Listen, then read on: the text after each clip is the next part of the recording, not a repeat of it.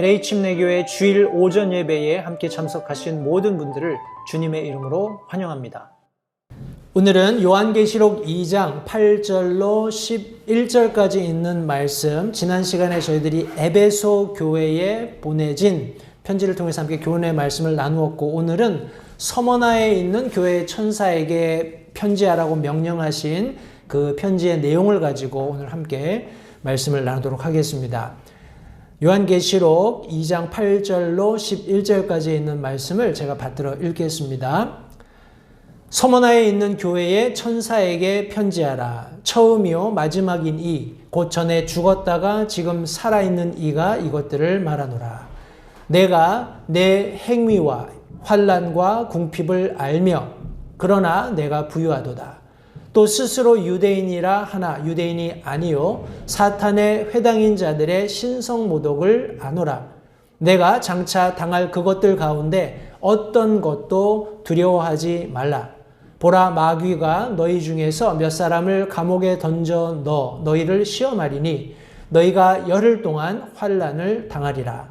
너는 죽기까지 신실하라. 그리하면 내가 생명의 관을 내게 주리라.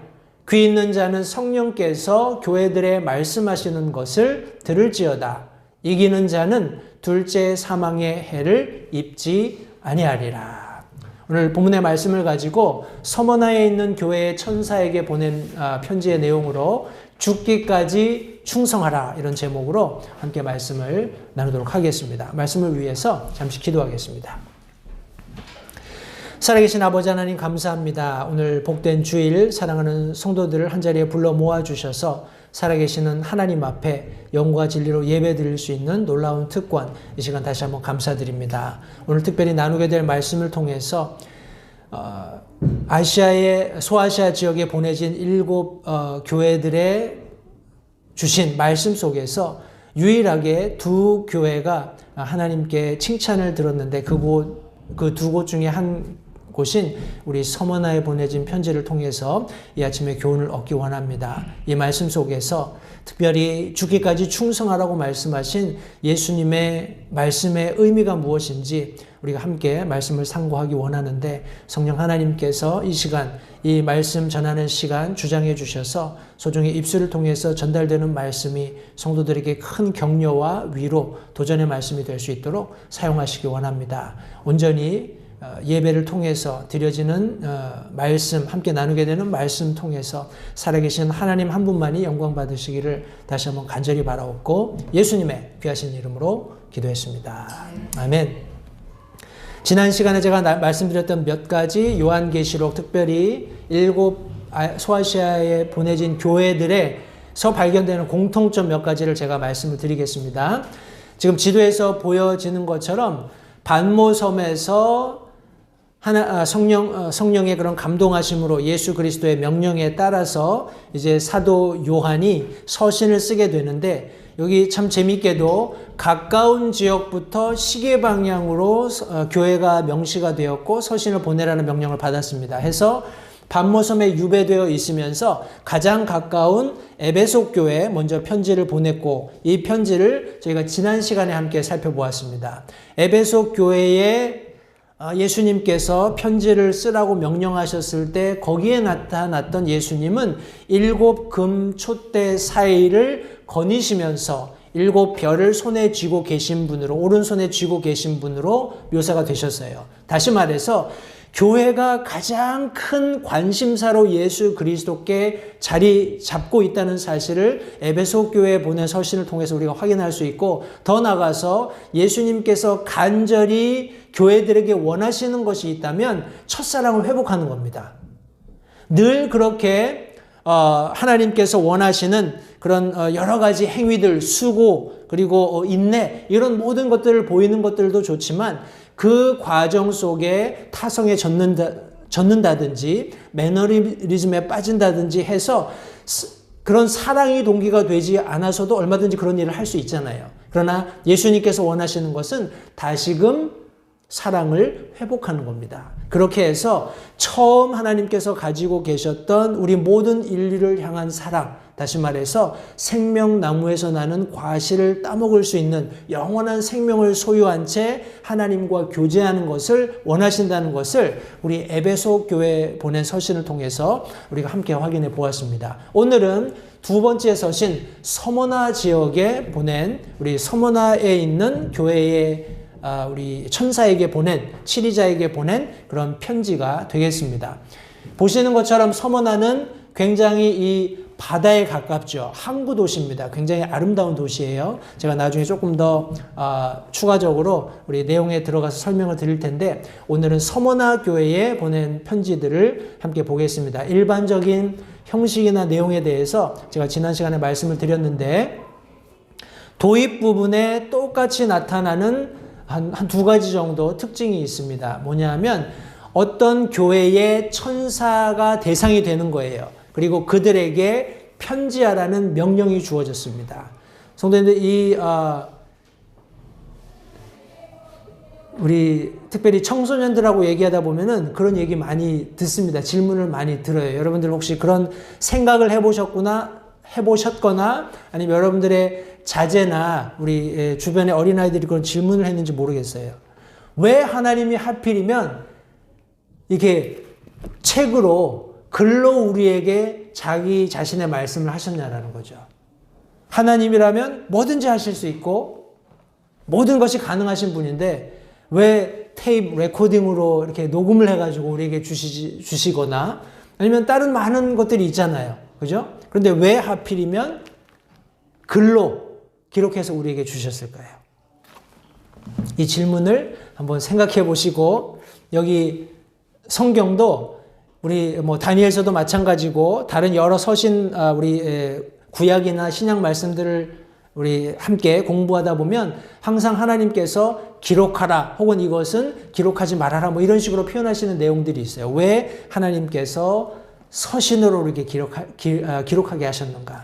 나중에 또 기회가 되면 이 부분도 좀 깊이 있게 말씀을 나누고자 합니다. 그런데 지금 중요한 것은 사도 요한을 통해서 인편의 소식을 알려라, 내가 전한 말을 알려라 이것이 아니라 그들에게 편지하라라고 명령하셨다는 것 다시 한번 기억하시고요. 편지 내용에는 한 3가지 특징이 있습니다. 교회의 장점을 말씀하셨어요. 내가 이것을 안다, I know 하면서 예수님께서 분명히 교회들이 어떤 섬김을 보여주고 있었는지를 명확하게 다 알고 계셨고 또 다른 한편으로는 단점도 말씀하셨습니다. 너에게 책망할 것이 있다, 내가 언급할 것이 있다 이렇게 말씀하시는 그런 내용들이 있는데 유일하게 소아시아에 보낸 7교회 중에서 2교회에서는 이 단점이 발견이 안 돼요. 그것이 2교회 중에 하나가 오늘 살펴보게 될 서머나에 있는 교회입니다. 그리고 예수님께서 단점을 말씀하셨을 때는 반드시 해결 방법을 같이 설명해 주셨어요. 예를 들어서 기억하고 회개하라, 그리고 신실하라 같은 그런 말씀들을 계속해 주심으로써 세상에서의 그런 비난이나 책망과는 전혀 다른 예수님께서는 우리의 장점과 단점을 모두 알고 계시고 가령 단점이 발견되었을 때는 어떻게 그것을 해결할 수 있는지 해결 방법도 분명히 알고 계시고 그것을 또 가르쳐 주시는 분이시라는 것을 우리 서신서를 통해서 확인해 볼 수 있습니다. 우리 결론 부분에 가면 우리 한 2가지 정도 공통된 특징이 있는데 귀 있는 자는 성령께서 교회들에게 말씀하시는 것을 들을지어다 라고 공통적으로 말씀하십니다. 모든 교회들에. 그리고 이기는 자에게는 내가 이러이러한 것들을 주겠다라는 어떤 최종적인 종말론적인 그런 약속들을 해주시는 것을 우리가 발견할 수 있습니다. 이 동일한 결론은 서머나 교회도 적용이 됩니다. 그래서 제가 이거를 프린트해서 나눠드리려고 했는데 프린트를 해도 글씨가 작아요. 그러니까 그냥 전체적으로 이런 내용이 있다는 것만 알고 계시면 되겠습니다. 여기 지금 노란색으로 칠한 두 교회, 7교회거든요. 에베소 교회부터 우리 라우디게아 교회까지. 근데 두 교회, 서머나 교회와 필라델피아 교회에만 여기 지금 부정적인 내용이 없어요. 다시 말해서 예수님께서 칭찬하시고 어떤 보상해 주시겠다고 약속하시는 그런 모습이 기록되어 있습니다. 그래서 전체적으로 이런 내용이 7교회들에게 보내진 서신에서 공통적으로 발견되는 것들이다라고 아시면 되겠고요. 오늘은 서머나 교회에 기록된 편지를 통해서 우리가 함께 같은 맥락을 가지고 우리 하나님 말씀을 함께 상고하도록 하겠습니다. 첫 번째로 공통적인 명령과 소개가 우리 8절 말씀에 기록되어 있습니다. 8절 말씀에 보시면 서머나에 있는 교회의 천사에게 편지하라. 처음이요 마지막인 이 곧 전에 죽었다가 지금 살아있는 이가 이것들을 말하노라 라고 성경에 기록하고 있습니다. 여기 제가 지난 시간에도 잠깐 말씀드렸지만 천사에게 편지하라라고 했을 때 이 천사라는 표현이 신약에 굉장히 많이 등장을 하는데 특별히 요한계시록에서만 72개의 절에서 76번 등장을 합니다. 굉장히 많이 등장을 해요. 그런데 특별히 지금 우리가 살펴보고 있는 요한계시록 2장, 3장 걸쳐서 기록되어 있는 교회들에게 보내는 서신 속에 나타난 우리 천사, 이 천사는 우리 사도 요한을 통해서 예수님께서 교회의 지도자들, 즉 목회자들에게 이 서신을 기록하라고 명령하셨다고 우리가 이해하는 것이 조금 더 합리적이고 또 성경을 옳게 분별할 수 있는 그런 방법이 되기 때문에 제가 여러 차례 말씀을 드렸습니다만 여기 지금 이 천사는 우리 어떤 하나님의 메신저로서 우리 교회 목사들도 그와 유사한 그런 성격을 가지고 있습니다. 우리 목사가 강단에 서서 자기 생각을 얘기하는 게 아니잖아요. 그죠? 내 철학, 내 가치관, 나의 어떤 사조 이런 것을 얘기하는 것이 아니라 하나님의 말씀이 무엇을 가르치고 계시는가, 하나님의 말씀이 우리가 지금 있는 이 시대를 어떻게 보고 있고 그리스도인들에게 어떻게 살라고 명령하고 계시는가 하는 것들을 하나님의 대리인으로서 메신저로서 우리 메시지를 전달하는 그런 측면에서 우리 요한계시록 특별히 교회에 보내지는 서신을 기록한 2장 3장에서 나타난 천사는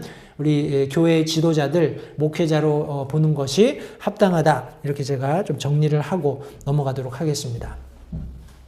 여기 지금 사진에 보이는 광경은 오늘날의 서머나 지역입니다. 우리 이즈밀, 터키의 이즈밀이라고 하는 오늘날 그 명칭이 바로 이제 서머나 지역, 우리 요한계시록이 기록될 당시에 서머나 지역이 될 텐데 지금 이 사진은 2015년 2월 10일경에 이렇게 촬영된 것 같아요. 그래서 서머나에서 이렇게 바다 쪽을 보면 아까 우리가 봤던 그 이제 바다가 이제 넓게 펼쳐져 있는 그런 항구 도시입니다. 굉장히 그냥 보기에도 아름답죠. 그죠? 산도 나지막이 있고 아주 아름다운 그런 지역입니다. 여기도 같이 이즈밀이라는 위키피디아라는 백과사전에 보면 이제 이런 장면이 나오는데 제가 서머나에 대해서 조금만 설명을 드릴게요. 서머나는 주전 3000년부터 형성된 항구 도시이고 이제 로마가 한참 이제 세력을 확장할 때 알렉산더 대왕이 점령을 했고 이제 항구 도시로 이렇게 전략적으로 키웠던 그런 도시가 되겠습니다. 해서 알렉산더 대왕이 굉장히 많이 돈을 들이면서 항구 도시로 막 이렇게 꾸미는 튼튼한 어떤 경제적인 부도 창출할 수 있는 그런 도시로 재건을 하는데 굉장히 기여했기 때문에 이곳 사람들이 황제를 숭상하는, 황제를 굉장히 신성시하는 폐단이 생기기 시작했어요. 어디든지 돈이 모이는 데는 그 돈을 벌게끔 해준 그런 어떤 대상에게 굉장히 열정적으로 충성하는 그런 모습이 보여지잖아요. 지금도 마찬가지라고 저는 생각을 합니다. 그래서 뭐 일론 머스크인가요? 그 테슬라 자동차 업주 그 사람이 뭐 여러 가지 말만 하면 막 주가가 올랐다 내렸다 하니까 그 사람을 굉장히 추앙하는 그런 사람들이 생겼어요. 그 사람이 무슨 뭔가요 이런데 대중 매체에다가 자기 블로그를 만들면 그냥 자기는 아무것도 안 하는데도 막 그냥 팔로워들이 막 생기는 거예요. 왜냐하면 그 사람의 말에 촉각을 곤두세우면서 투자의 그런 어떤 기회를 보기 때문에 돈이 있는 곳에 사람이 모이는 것처럼 사체가 있는 곳에 그럼 새떼가 모인다 뭐 이런 성경 말씀이 있는 것처럼 그런 어떤 형국이 이 시대에도 있었다고 생각을 합니다. 그래서 알렉산더 대왕이 아주 전략적으로 이곳을 항구 도시로 만들면서 무역이 성행하게 되고 무역이 성행하면 여러 가지 해외 문물들이 들어오면서 자연스럽게 우상 숭배하는 그런 폐단이 생기는 거죠. 다양한 그런 특별히 황제 숭배를 하는 그런 환경이 만들어졌는데 그곳에 있었던 그리스도인들은 그것을 거부할 수밖에 없었겠죠. 왜냐하면 자신들이 가지고 있었던 그런 신앙의 정체성을 지키기 위해서 그런 황제 숭배 사상을 거부하는 그런 과정에서 경제적인 어려움을 겪을 수밖에 없었습니다. 우리 여기 나중에 제가 또 한 인물을 좀 말씀드릴 텐데 오늘날에는 인구 250만 명 정도 되는 터키의 아까 제가 말씀드렸던 이즈미르라는 그런 이름으로 소아시아에서 여전히 아름다운 도시로 꼽히고 있다고 합니다. 우리 서머나라는 뜻은 모략성 그런 의미를 가지고 있습니다. 우리 동방에서 왔던 그런 박사들이 예수님께 드렸던 그런 물품 중에 하나가 모략이었잖아요. 그죠? 그러니까 이런 굉장히 모략이 많이 나는 또 그런 어떤 도시였다고 생각을 합니다. 여기 지금 예수님에 대한 소개가 독특하게 두 가지 언급됐습니다. 처음이요 마지막인 분이고 또 전에 죽었다가 지금 살아있는 분이다 이렇게 소개를 하고 있는데 처음이요 마지막이다. 우리 창세기 말씀 또 요한복음 말씀을 통해서 하나님께서 우리 그냥 천지창조 이렇게 이야기하면 쉬운데 그런 개념보다는 저는 인간의 그냥 인류 역사를 전체를 그냥 포용하고 있는 말씀이라고 생각을 합니다. 성도님도 한번 생각해 보십시오. 제가 지난 시간에 이걸 좀 말씀을 드리려고 했는데 너무 이게 좀 장황하더라고요. 근데 간략하지만 요약을 좀 드린다면 우리는 진화론자가 아니죠. 우리 성경대로 믿는 그리스도인들은 창조론자입니다. 창조론을 믿는 것도 그렇고 진화론을 믿는 것도 그렇고 굉장한 믿음이 필요해요. 그죠? 둘 다 우리가 뭐 본 적이 없잖아요. 그죠? 근데 창조론은 하나님의 말씀이라고 기록된 성경이 그것을 뒷받침해주고 거기에 하나님께서 그 일을 하셨다고 말씀하셔요. 그러니까 시간과 공간과 물질 개념이 하나님에 의해서 시작됐다는 거예요. 그리고 그것이 언젠가 끝날 것이다 라고 성경은 분명히 말씀해 주고 있어요. 아직 끝나지 않았지만 시작한 때가 있었기 때문에 지금 저와 여러분들이 있는 것이고 저와 여러분들이 있는 이 시점에 이런 어떤 인간의 그런 역사가 무한정 계속된다 이것이 아니라 언젠가 반드시 끝날 것이다 라는 것을 성경은 분명히 말씀해 주고 있어요. 자, 그렇다면 한번 생각해 보십시오. 우리 성경을 가지고 인류 역사를 추적해 가면 우리 인류가 시작된 이래로 BC로는 4,000년. 그죠? BC로는 정확하게 역사를 더듬어 가면은 4,000년이 지났어요. 그죠? 그리고 저와 여러분들이 살고 있는 AD 주후 시대는 대략 한 2,000년 정도 지났습니다. 그죠? 그리고 성경 말씀에 보면 마지막에 천년왕국이 있다고 했잖아요. 그죠? 그러니까 전체가 몇 년이 되는 거죠? 7,000년이 되는 거죠. 7,000년이 되는 그 끄트머리에 AD 2000년 그리고 하나님이 약속하셨던 천년왕국 그 사이에 저와 여러분들이 끼어 있는 거예요. 이렇게 전체 그림이 그려지시죠? 그걸 뭐라고 얘기하냐면 은혜 시대라고 얘기합니다. 저희는 지금 은혜로 살고 있는 거예요. 하나님은 그냥 내가 작정한 그냥 인류의 역사가 7,000년이다. 끝. 그러셔도 우리가 뭐라고 하겠어요?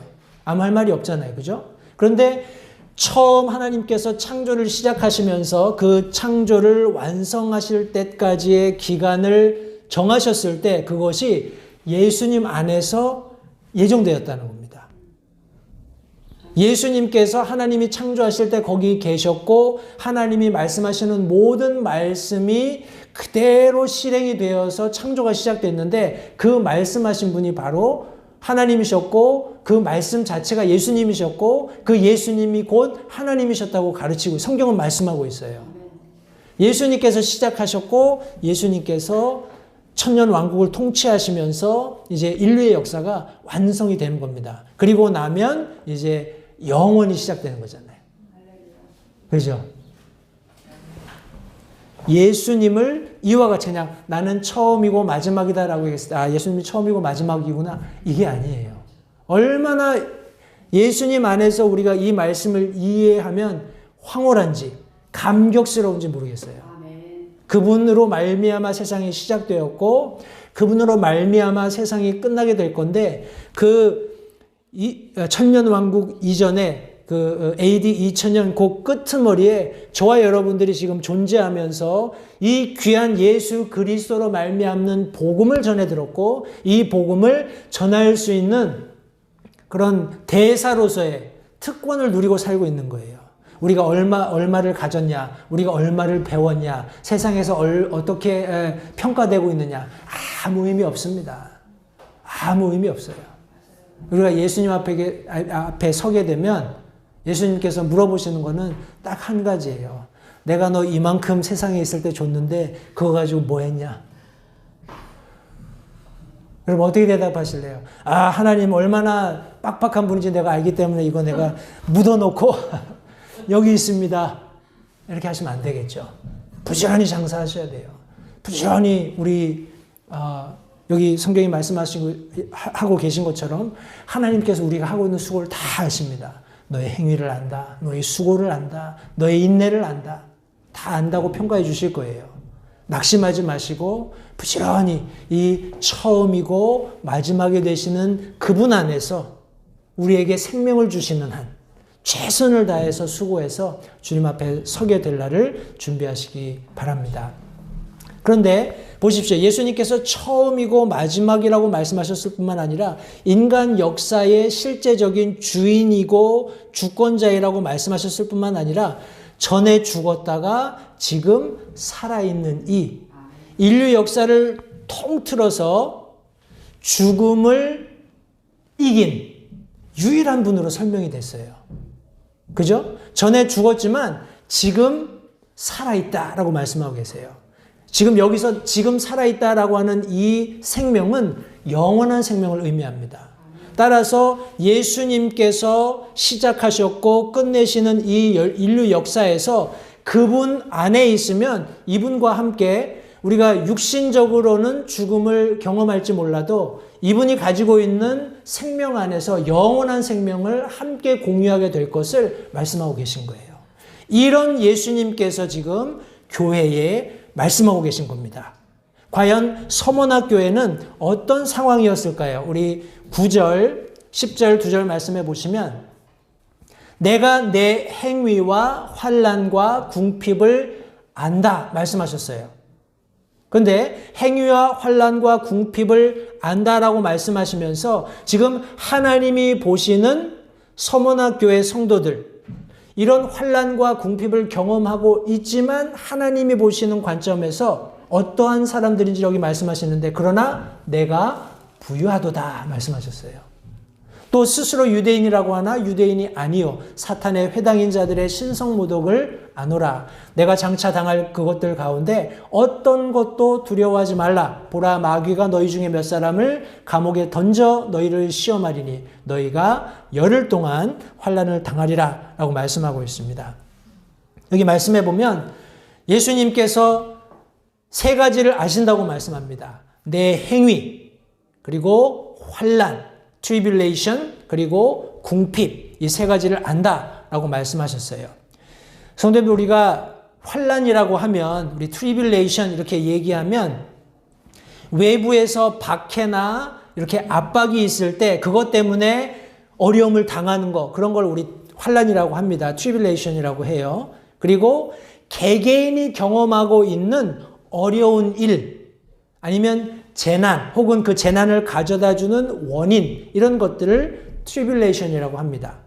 또 다른 하나는 디스트레스예요. 고민거리.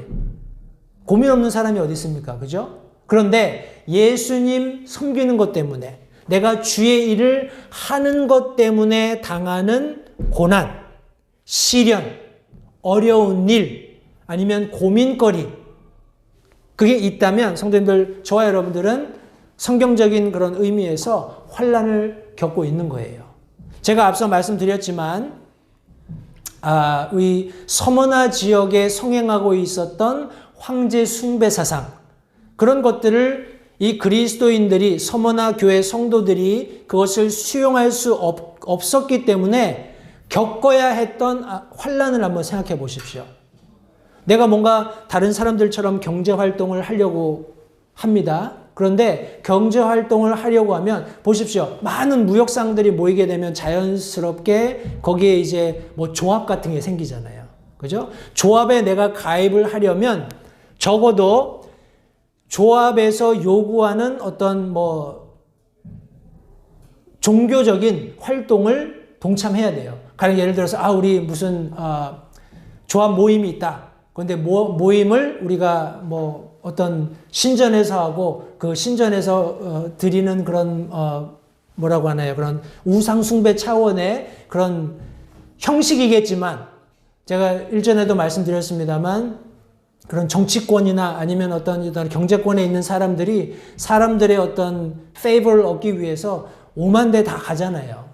내가 기독교인이라고 이야기는 하지만 뭐 여기도 가고 저기도 가고 다 가는 거. 그러니까 이 사람들은 그것을 수용할 수 없었던 거예요. 나는 그리스도인이고 하나님만이 나의 하나님이시고 예수 그리스도만이 나의 구세주인데 내가 어떻게 형식적으로라도 거기에 그런 모임에 참석할 수 있겠는가? 내가 어떻게 황제 그런 숭배하는 그런 사람들과 함께 있을 수 있겠는가 하는 그런 차원에서 그런 것들을 거절했던 겁니다.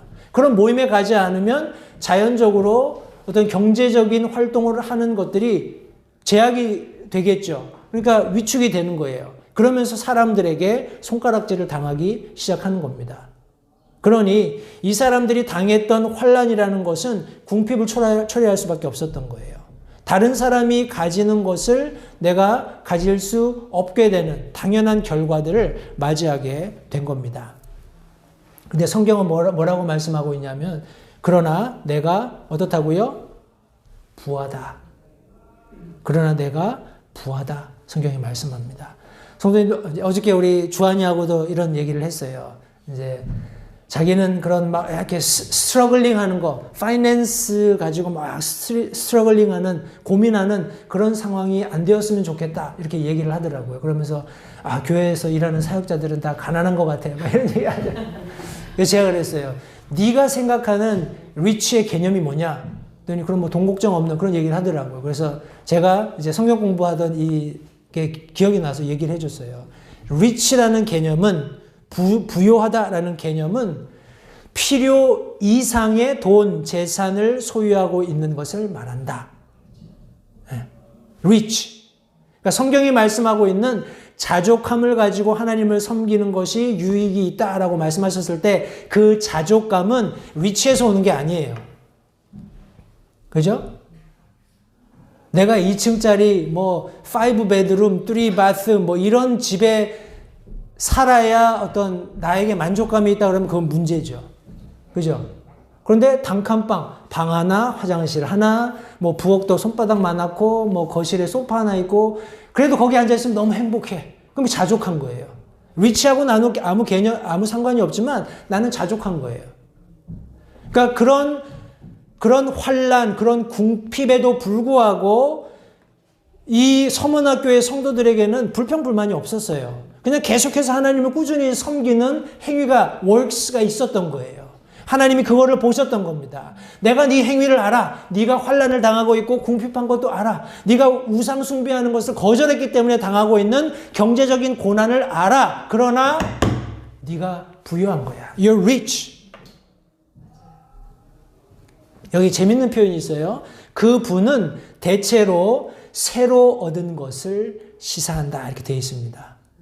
성도님들, 서문학교의 성도들은 복음을 통해서 예수 그리스도를 개인의 구주로 영접했죠.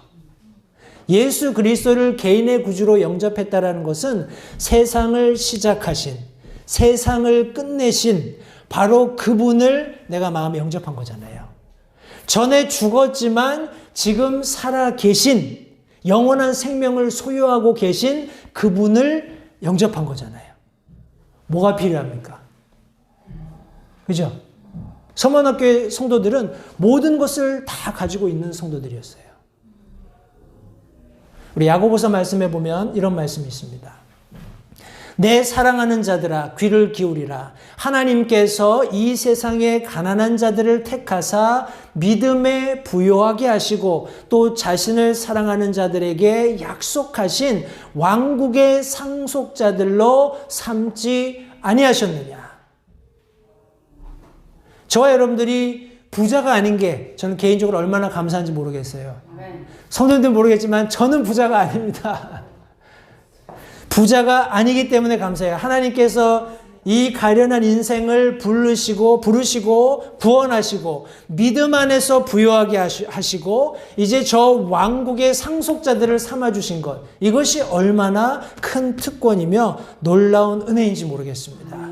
바로 이와 같은 영적인 부요함을 가지고 있었던 사람들이 비록 궁핍하고 환난을 당했지만 서문학교의 성도들이라고 성경이 말씀하고 있는 겁니다. 우리 자칭 유대인이라고 하지만 실제적으로 유대인이 아닌, 사실은 사탄의 그런 모임이었던 사람들이 신성모독했던 내용을 성경이 말씀하고 있습니다. 이들을 우리 Gentile Judaizer, 우리 이방인 유대주의자들이라고 이야기하는데, 유대인들이 아닌데 유대인 척하면서 유대인들이 따르고 있는 전통들을 뒤쫓는 거예요. 그냥 뭐 할례를 행한다, 뭐 이런 유대인들이 가지고 있는 안식일을 지킨다, 이런 유대인들의 전통만을 뒤쫓는 사람들이었습니다. 여기 제가 이 내용을 읽으면서 퍼뜩 들었던 그냥 생각이, 오늘날 성도 여러분 생각해 보십시오. 그리스도인들이 아니면서 그리스도인 행세를 하는 사람들과 굉장히 흡사하다는 생각을 해요. 보십시오. 이 그리스도인이 아닌데 그리스도인 행세를 하는 사람들은 교회라는 타이틀을 가지고 있을 수 있습니다. 교회라는 이름 하에 사람들이 함께 모일 수 있어요. 그런데 그런 모임 하에는 종교적인 어떤 뭐라고 할까요? 종교적인 행위들은 있어요. 뭐 같이 기도도 하고 찬양도 하고 뭐 설교한다고 말씀도 전하고 하지만 그 안에 예수 그리스도의 복음이 빠져 있는 겁니다. 복음이라고 포장된 이야기를 하지만 소위 말하는 우리 prosperity gospel, 그러니까 뭐라고 하나요? 그냥 예수 믿으면 복 받아, 예수 믿으면 다 잘 돼, 뭐 질병도 낫고 막 이런 이야기하는, 그러니까 예수님의 이름을 망령되게 일컫는 거죠. 다시 말해서 여기 얘기하고 있는 것처럼 신성 모독하는 겁니다. blasphemy. 성도님들, 우리가 교회를 바로 알아야 합니다. 교회는 단순히 종교적인 전통을 따르기 때문에 우리가 교회라고 지칭하거나 교회로 인정하는 것이 아닙니다. 교회는 단순히 어떤 종교적인 이슈들 때문에 모인 사람의 집단이 되어서는 안 돼요. 교회는 분명한 복음, 예수 그리스도로 말미암는 복음을 통해서 거듭난 개개인들이 자신의 구원의 간증을 근거로 침수례를 통한 물침례를 통해서 교회에 더해지는 그런 모습을 가지고 사람들이 함께 모일 때, 성경적인 원리를 가지고 함께 모일 때 그것을 성경이 교회로 가르치고 있고 우리가 그런 교회를 참된 교회로 인정하는 겁니다. 따라서 어떤 교회는 분명히 그 교회가 구성되기까지 신실하게 복음을 전해준 어떤 모교회가 존재할 수밖에 없어요. 우리 사도 바울의 이런 선교여행, 3차 선교여행을 통해서도 사도 바울이 계속해서 복음을 전했죠. 그래서 그 지역에 구원받는 사람들이 함께 모이게 됐습니다. 그리고 침례를 통해서 교회 회원이 되고 이 교회에서 어떤 사람들이 파송되어서 어떤 다른 지역에 파송되어서 복음을 전해서 또 다른 지역의 사람들이 구원받아서 더해지는 지역교회가 형성이 되었던 거예요. 따라서 이런 어떤 모교회라는 개념이 있을 수밖에 없는 것은 우리가 어떤 교회의 역사를 추적해 보면 충분히 설득력 있는 그런 내용이라고 생각합니다. 성도님들, 이 교회는 예수 그리스도께서 재림하실 때까지 복음을 전하는 사명을 가지고 있어요. 저와 여러분들은 복음을 전하는 사명을 가지고 있는 거지 전통을 지키라고 교회에 우리 하나님께서 부르신 것이 아니라는 것을 절대 잊지 마시기 바라요. 복음을 전하는 사명을 가지고 있으면서 예수 그리스도의 신부로서 순결해야 한다. 세상과 타협하지 말아야 한다라는 그런 대전제를 가지고 있습니다. 그것이 우리의 어떤 아이덴티티예요. 우리는 순결한 예수 그리스도의 신부로서 복음을 전하면서 다시 오실 예수 그리스도를 고대하는 이 지역에 함께 모여있는 구원받고 침례에 순종한 성도들이다. 이런 분명한 이유를 가지고 있어야 합니다. 그러나 지금 여기 서머나 교회가 있었던 그 지역에 자칭 유대인이 아니지만 유대인의 전통만을 따르면서 그것을 가지고 다른 사람들을 정죄하고 판단하고 핍박했던 그런 유대인들이 존재했다는 것을 성도님들 다시 한번 기억하시기 바라요. 우리 신성 모독에 대해서 제가 조금 설명을 드리겠습니다. 마태복음 12장 31절 32절 말씀해 보시면 그러므로 내가 너희에게 이르노니 온갖 종류의 죄와 신성 모독은 사람들이 용서받되 성령님을 대적하여 신성 모독하는 것은 사람들이 용서받지 못하고 또 누구든지 말로 사람의 아들을 대적하면 그는 용서받되 누구든지 말로 성령님을 대적하면 이 세상에서나 오는 세상에서나 그는 용서받지 못하리라 분명히 말씀하셨어요. 이 말씀은 여러 가지 다른 해석들도 있고 조금 어렵게 여겨지는 그런 구절이기는 합니다만 저는 개인적으로 우리 교회 안 믿는 분들이 참석하셨을 때 우리가 복음을 전했을 때 나는 그런 거 안 믿어. 나는 그런 거 몰라. 이렇게 얘기하실 수 있어요. 그러나 1대1로 복음을 전하고 구령 상담하고 구령 초청하는 그런 과정 가운데 분명히 성령께서 역사해 주고 계시고 성령께서 그 사람의 마음에 어떤 부담을 주고 계시는데 의지적으로 성도님들 그것을 거부하게 되면 이것은 어떤 의미에서는 구원받을 기회를 놓치는 거잖아요. 용서받을 기회를 놓치는 겁니다. 따라서 성경 말씀처럼 용서받지 못한다고 말씀하셨을 때 구원받지 못해서 죄인들이 마땅히 당해야 하는 형벌에 그가 그런 동일한 형벌을 받는 것은 너무나 당연한 일입니다. 우리 고린도 서신을 통해서도 성령님으로 말미암지 않고는 아무도 예수님을 주라고 시인할 수 없다. 성경이 말씀하고 있잖아요. 그죠? 성령님께서 복음 전하는 과정 가운데 말씀을 전하는 사람과 말씀을 듣는 사람 사이에 역사하셔서 그가 들은 말씀을 이해할 수 있도록 도와주시는 거예요. 그런데 그 완고한 마음을 가지고 성령 하나님께 내 마음을 열지 않으면 용서받을 기회를 잃는 겁니다. 그러나 저와 여러분들 우리 복음을 전해 듣고 나는 죄인입니다. 예수님이 나를 위해서 십자가에 피 흘려 돌아가셨고 사흘 만에 부활하시는 지금은 살아계신 하나님이라는 것을 내가 믿습니다. 예수님 내 마음 가운데 오셔서 내 주가 내 그리스도가 되어주십시오 하고 기도할 수 있었던 우리의 죄를 회개할 수 있었던 것은 성도님들 굉장히 큰 은혜예요. 굉장히 큰 복입니다.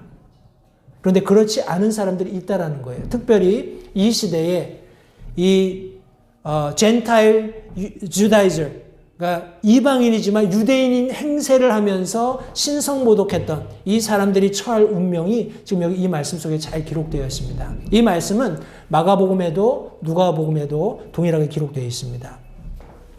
우리 마가복음 2장 7절 말씀에 보시면 이 사람이 어찌하여 이렇게 신성모독하는 말을 하느냐, 오직 하나님 외에 누가 능히 죄들을 용서하겠느냐, 이렇게 얘기하고 있습니다.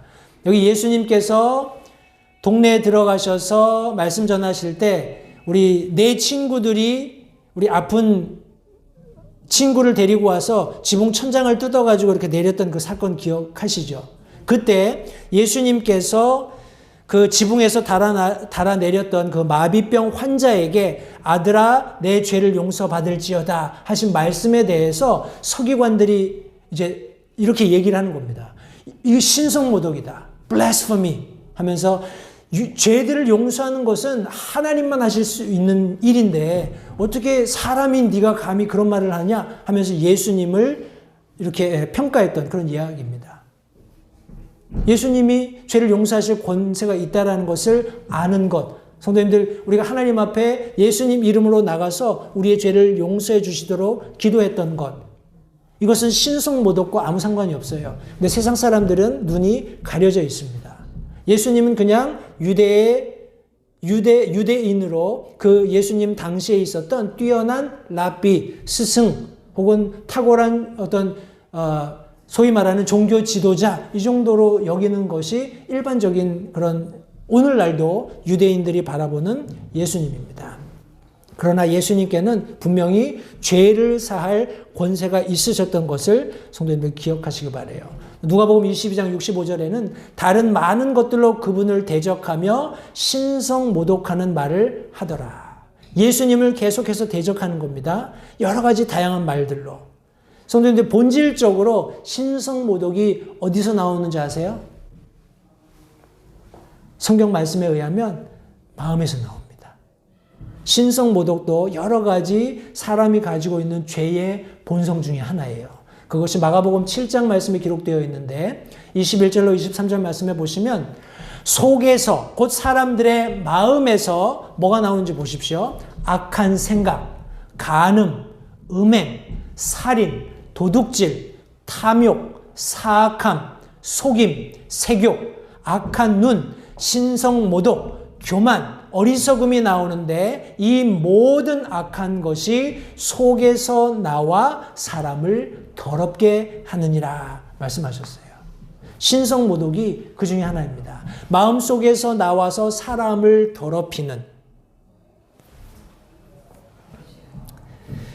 성도님들, 이런 신성모독하는 사람들, 경제적으로 우상숭배를 하면서 서머나 교회 성도들을 괴롭게 하는 이런 모든 일련의 상황을 두고 예수님께서 교회에 말씀하십니다. 너희들에게 장차 당할 고난이 있을 것이다.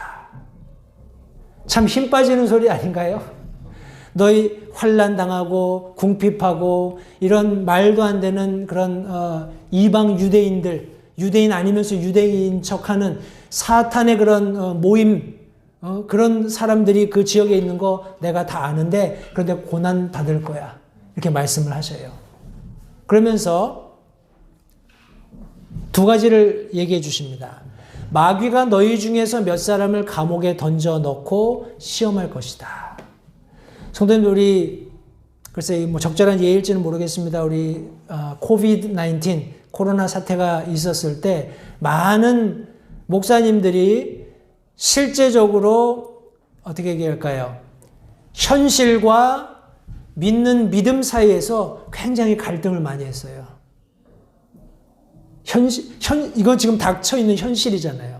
그리고 계속해서 정부 차원에서 뭐 CDC에서 이런저런 프로토콜을 만들고 있잖아요. 이렇게 해야 된다, 저렇게 해야 된다. 뭐 예배 모이지 마라, 뭐 6핏을 유지해라, 뭐 마스크를 써라. 다양한 이런 어떤 행정적인 그런 힘을 가지고 막 현실 속에서 막 여러 가지 우리 신앙생활을 하는데 어려움을 줬단 말이죠. 그런데 이제 어떤 목사님들은 그럼에도 불구하고 우리는 신앙의 자유가 있다. 우리가 함께 모일 수 있는 자유가 있고 예배 드리는 데 있어서 우리는 그런 어떤 프로토콜과도 타협하지 않겠다 해서 그냥 모임을 강행했던 분들이 있어요. 그런 분들이 뭐 지금은 이제 뉴스에 오르지도 않죠.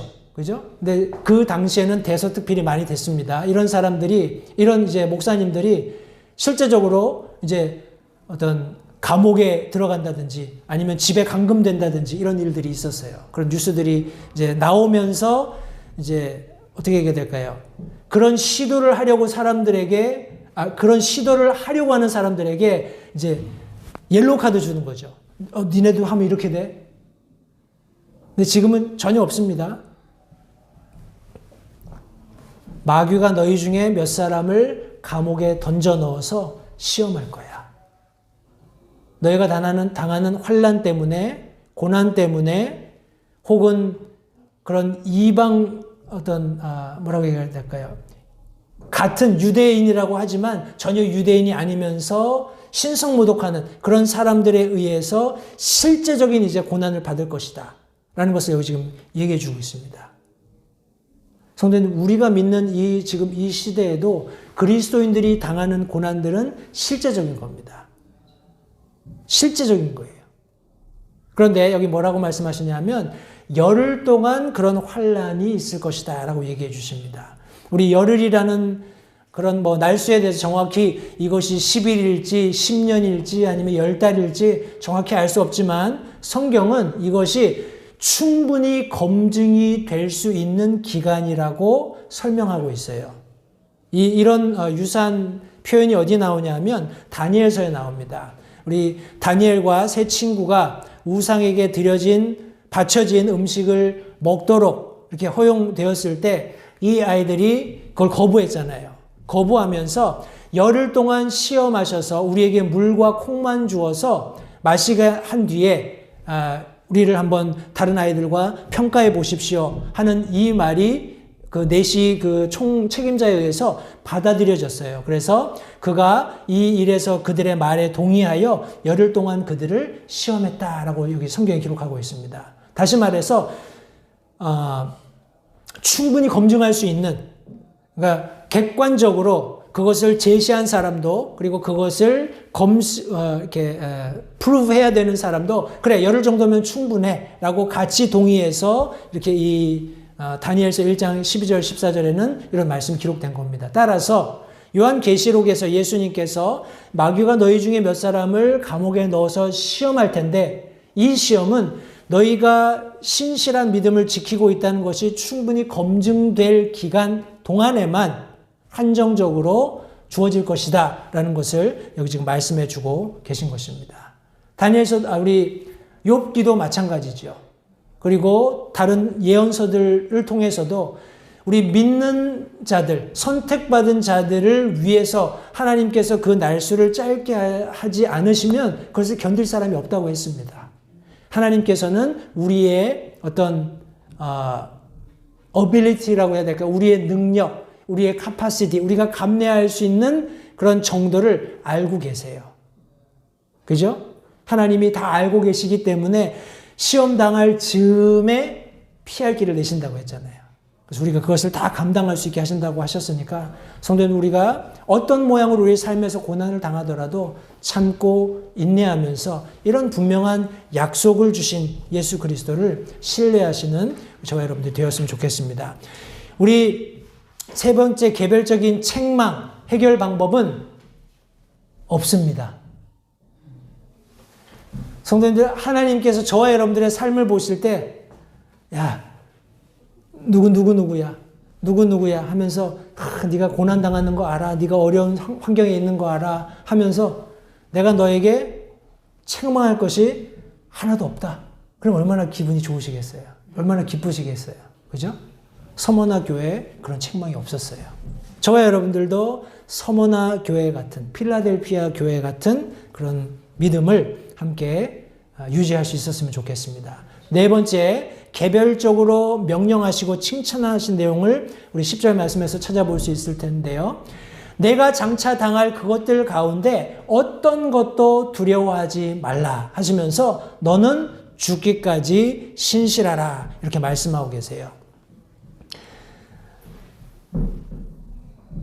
예, 성도님들, 제가 한 가지 질문을 한번 드려볼게요. 과연 성도님들이 경험하는 두려움 있으시죠?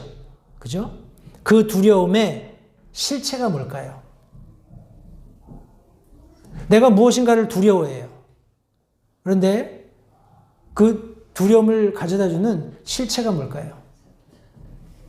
우리 애기 엄마가 최근에 이제 그 건강검진을 계속 하고 있어요. 하고 있는데, 예입니다. 이제 막 걱정이 되는 거예요. 제가 조금 소화가 안 되면, 이거 내가, 뭐 큰 병이 난 게 아닌가. 좀 머리가 아프면, 내가 이거 뭐 큰 게 난 게 아닌가.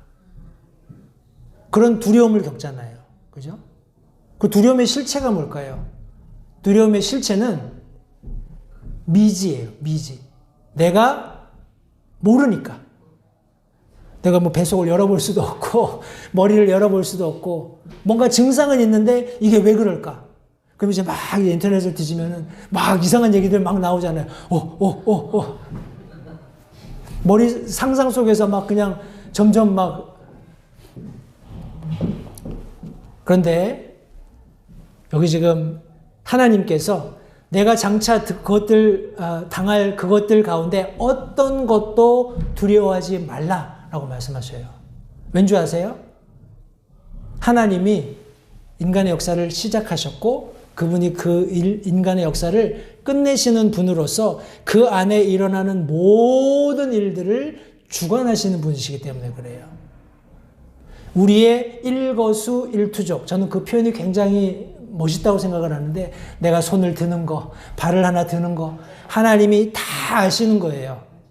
내가 배가 아픈 이유, 머리가 아픈 이유, 내가 경제적으로 이런 어려움을 겪는 이유, 이런 주변 환경을 통해서 그런 어려움을 겪는 이유, 나는 모르기 때문에 불안하고 걱정하지만, 두려워하지만 하나님께서는 다 알고 계십니다.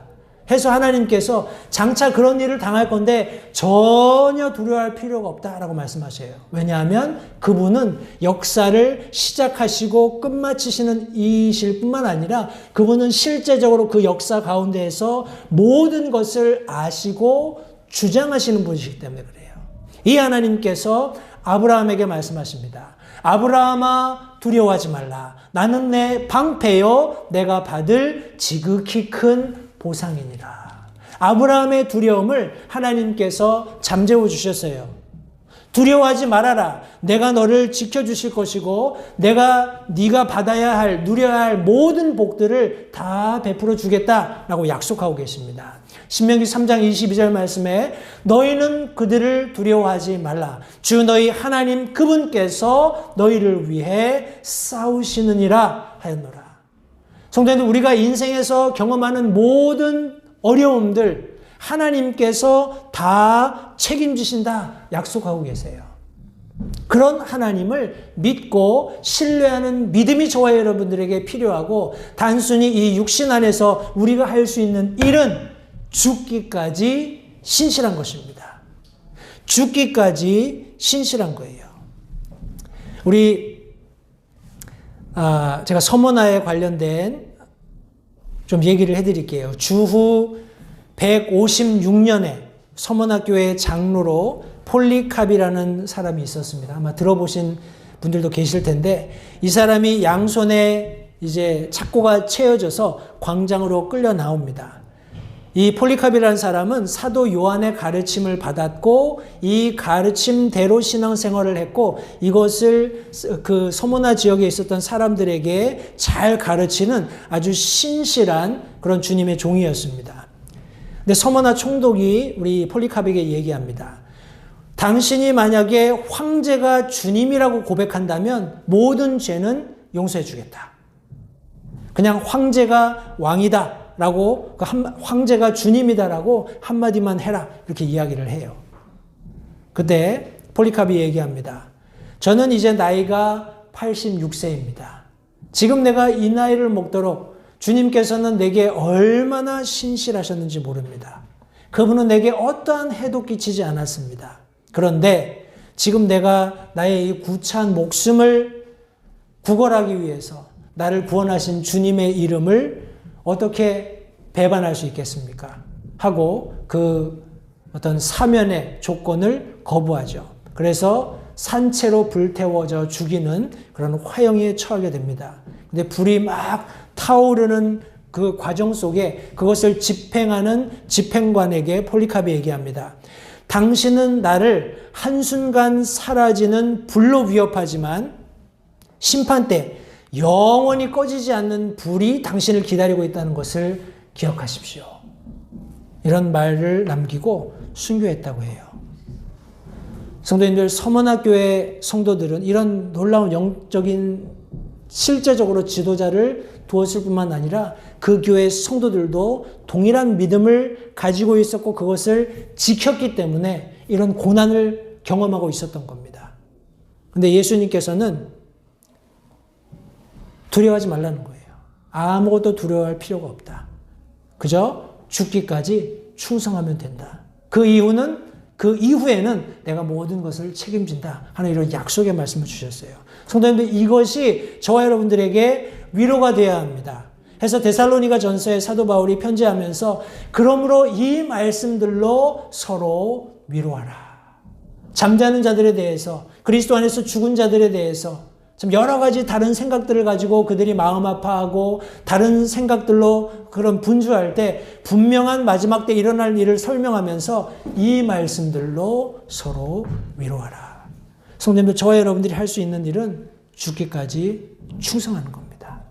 그러면 나머지는 하나님께서 약속하신 대로 책임져 주실 거예요.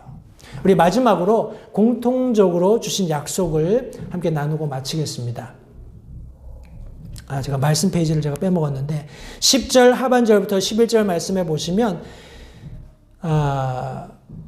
그리하면 내가 생명의 관을 내게 주리라. 귀 있는 자는 성령께서 교회들에게 말씀하시는 것을 들을지어다. 이기는 자는 둘째 사망의 해를 입지 아니하리라 말씀하셨어요. 여기 10절 하반절에 그리하면 죽기까지 신실하고 충성하면 생명의 관을 주겠다 말씀하셨습니다. 성도들, 믿는 그리스도인들에게 약속된 관이 몇 개 있는 줄 아세요? 5개 있죠. 5개를 제가 빨리 설명을 드릴게요. 이거 알아두시면 도움이 됩니다. 먼저 썩지 않을 관을 주시겠다고 약속하셨어요.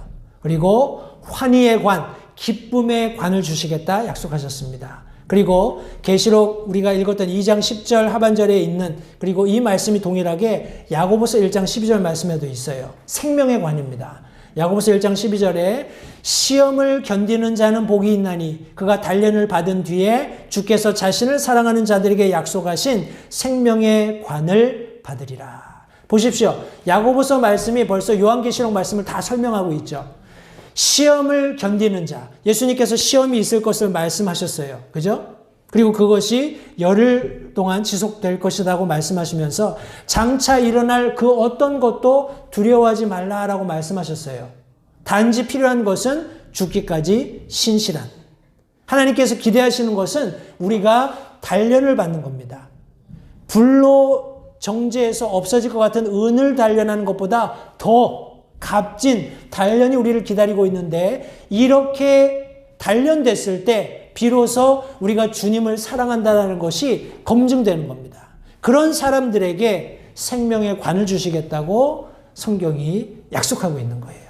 또 다른 하나의 관은 의의 관입니다. 의의 관. 그리고 마지막으로 영광의 관이 있습니다. 5개의 관, 썩지 않을 관, 환희의 관, 생명의 관, 그리고 의의 관, 영광의 관. 여러분들 몇 개나 받을 수 있을 것 같으세요? 기도해 보십시오. 할 수 있으면 다 받으면 좋은데, 그죠? 근데 여기 특별히 목회자들에게 주겠다는 그런 관도 있기 때문에 그거는 뭐 아니더라도 제가 한번 여쭤보겠습니다. 성도님, 이 관을 예수님께 받으면 뭐 하시겠어요? 이 관을 받으면, 이 관을 받는 목적이 뭘까요? 관을 받는 목적.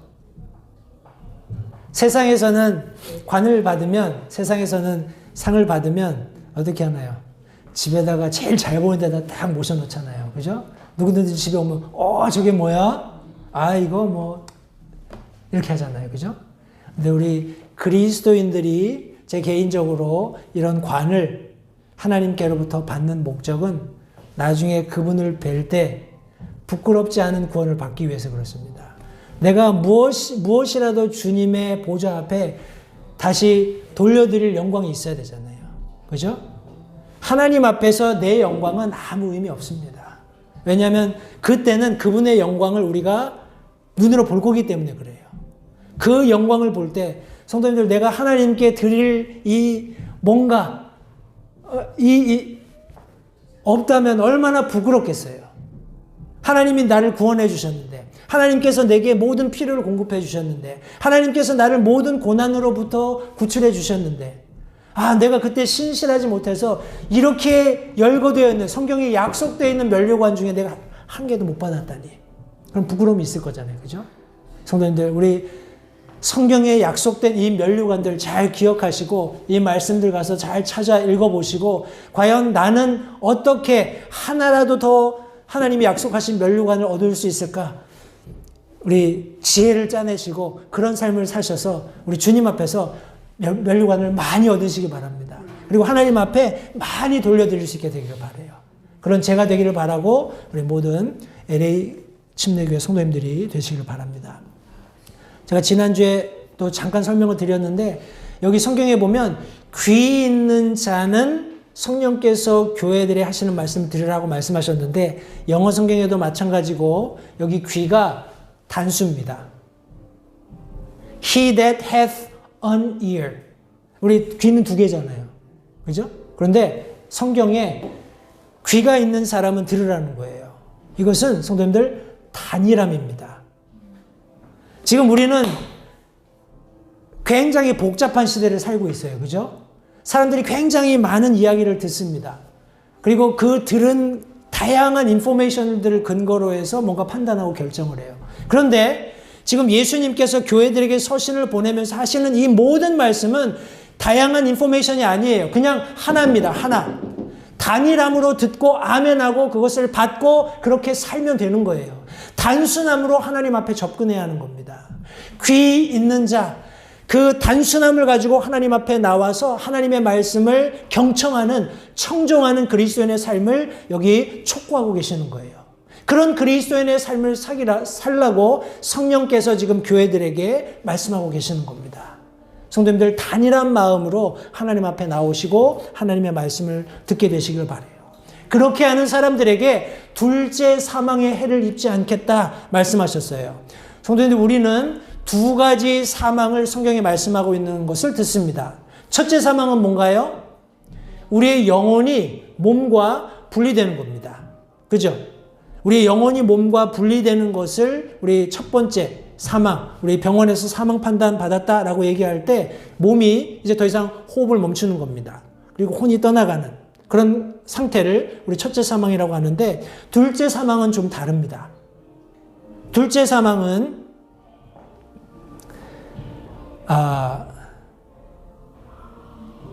하나님과의 분리예요. 끝. 말 그대로 끝입니다. 우리 첫째 사망이 이르기 전에, 성도님들, 첫째 사망이 이르기 전에 우리는 구원 받을 수 있는 기회가 있어요. 이 첫째 사망을 지나고 나면 구원의 기회는 없습니다. 구원의 기회가 없을 뿐만 아니라 하나님과 영원히 separation, 분리됩니다. 끔찍한 일이에요. 끔찍한 일이에요. 이 둘째 사망에 대해서 성경이 이렇게 얘기합니다. 첫째 부활에 참여하는 자는 복이 있고 거룩하도다. 둘째 사망이 그들을 다스릴 권능을 갖지 못하고 하나님과 분리되는 그런 힘을 가지고 있는 둘째 사망이 전혀 우리를 다스릴 권능을 갖지 못한다는 거예요. 도리어 그들이 하나님과 그리스도의 제사장이 되어 1000년 동안 그분과 함께 통치하리로다. 누가요? 둘째 사망에 처하지 않는, 다시 말해서 여기에서는 첫째 부활에 참여하는 사람들. 첫째 부활에 참여하는 사람들은 예수 그리스도와 함께 하나님과 그리스도의 제사장이 되어서 1000년 동안 그분과 통치하게 될 것을 성경이 말씀하고 있습니다. 계시록 20장 14절 말씀에 보면 사망과 지옥도 불호수에 던져졌고 이것이 바로 둘째 사망이다 이렇게 얘기하고 있습니다. 우리가 그렇게 두려워하는, 세상 사람들이 두려워하는 이 사망, 그리고 그 사망을 뒤따르는 지옥도 결국에는 다 불호수에 던져지는 거예요. 이것이 둘째 사망입니다. 우리 성경 원어에서 지옥을 우리 하데스라고 하는데 우리 구약 성경에서는 스올이라고 번역이 됐습니다. 그래서 일반적으로 죽은 사람들이 가는 곳 이렇게 얘기하는데 여기 계시록 6장 8절에 나중에 봉인을 떼는 심판이 있는데 그 중에 네 번째 말을 묘사할 때 이렇게 이야기합니다. 보라, 이에 내가 바라보니 보라 창백한 말이라. 그 위에 탄 자의 이름은 사망인데 지옥이 그와 함께 따라다니더라. 이거는 저희들과는 상관없는 일이지만 이 네 번째 창백한 말을 탄 자가 다닐 때 사망이 그와 함께 사망이 같이 다니는데 그 뒤에 지옥이 따라다닌다는 거예요. 그러면서 땅의 4분의 1 다스릴 권능을 받아서 칼과 기근과 사망과 땅의 짐승들로 죽였다라고 말씀하고 있습니다. 사망에 이르게 하는 방법들입니다. 그때 7 봉인 중에서 그 봉인을 떼는 심판하는 과정 가운데 칼과 기근과 사망과 땅의 짐승들로 죽여서 사망에 이르게 하고 이들은 결국 지옥에 갇혀있는 그런 모습을 성경이 묘사하고 있어요. 그런데 이런 것들조차도 불호수에 던져지는 둘째 사망이 있다는 것 성도님들 기억하시고 우리 요한계시록 21장 8절 말씀해 보시면 그러나 두려워하는 자들, 믿지 않는 자들, 가증한 자들, 살인자들, 음행을 일삼는 자들, 마법사들, 우상 숭배자들과 모든 거짓말쟁이들은 불과 유황으로 타는 호수에서 자기 몫을 받으리니 이것은 둘째 사망이다 말씀하고 있습니다. 성도님들 여기 성경에 쭉 설명된 둘째 사망들을 다시 한번 정확히 이해하시기 바랍니다. 이 둘째 사망의 해를 저와 여러분들은 받지 않겠다고 약속되어 있어요. 왜냐하면 첫째 부활에 저와 여러분들은 참여하게 될 테니까요. 그러나 첫째 부활에 참여했다고 해서 이것이 없는 건 아니죠. 이것은 실제하는 것입니다. 예수님을 믿지 않은 첫째 부활에 참여하지 못하는 사람들은 다 여기 지금 실제하는 둘째 사망을 경험해야 되는 겁니다. 성도들 우리가 신실할 수밖에 없는 죽기까지 충성할 수밖에 없는 분명한 이유를 성경은 말씀하고 있습니다. 저와 여러분들은 영원한 생명이 보장되어 있는 거예요. 보장되어 있기 때문에 오케이 나는 이제 끝 내가 원하는 대로 살아야지 이건 굉장히 단순한 생각이고 이런 생각을 가령 가지고 있다면 정말 구원받았는지 한번 생각해 봐야 됩니다. 구원받았고 그 나를 구원하신 분 세상을 시작하셨고 끝내시는 그분이 내 안에 계시고 그분이 내게 이 인류 안에서 놀라운 특권으로 영원한 생명을 얻게 하셨다면 그분이 다가올 그런 미래에 대해서도 모두 말씀하셨고 분명한 약속을 주셨다면 우리는 그 약속대로 사는 게 맞잖아요. 그 약속을 추구하면서 그 약속을 고대하면서 살아가는 게 맞다라는 겁니다. 성도님들, 저와 여러분들은 서머나에 있었던 교회 성도들 같이 여러 가지 고난들, 시련들 겪을 수 있습니다. 그러나 잊지 마십시오. 성도님들, 어떤 것도 두려워할 필요가 없어요. 하나님께서 내일을 쥐고 계시기 때문에 저와 여러분들이 해야 할 일이 있다면 죽기까지 충성하는 것입니다. 주님께서 예비하신 많은 면류관들 성도님들 사모하시면서 그것들을 받아서 주님 발 앞에 돌려드리면서 주님이 모든 영광과 찬양과 존귀와 영광을 받으시기에 합당하십니다. 그런 찬양의 반열에 저와 여러분들이 들어갈 수 있게 되기를 바랍니다. 매일매일 충성스럽게 살아가는 우리 모든 LH 침례교회 성도님들 되시기 바랍니다. 기도하겠습니다. 잠시 들으신 말씀에 따라 결단하는 시간을 가지시기 바랍니다. 하나님께서 무엇을 말씀하시든지 따르기로 결단하십시오. 하나님께서는 순종하는 자들을 존중하십니다. 아직 예수님을 개인의 구주로 영접하신 사실이 없으시다면 자신이 죄인됨을 인정하며 하나님께 나오는 자들을 하나님께서 받아주신다는 확실한 말씀에 근거하여 다음과 같이 기도하십시오. 하나님, 나는 죄인입니다. 나는 내 죄로 인해 죽을 수밖에 없음을 압니다. 그러나 예수님께서 내 죄를 위해 십자가에서 피 흘려 죽으시고 사흘 만에 다시 살아나셔서 내 죄값을 모두 지불하셨고 내게 새로운 생명을 약속하셨음을 믿습니다. 지금 이 순간 예수님을 내 마음에 모셔드립니다. 내 마음에 오셔서 나의 주와 그리스도가 되어주십시오. 예수님 이름으로 기도했습니다. 다음과 같이 기도하셨다면 여러분은 성경 말씀대로 구원을 받으셨습니다. 계속해서 주 안에서 함께 자라가는 복된 교제가 있기를 간절히 바랍니다.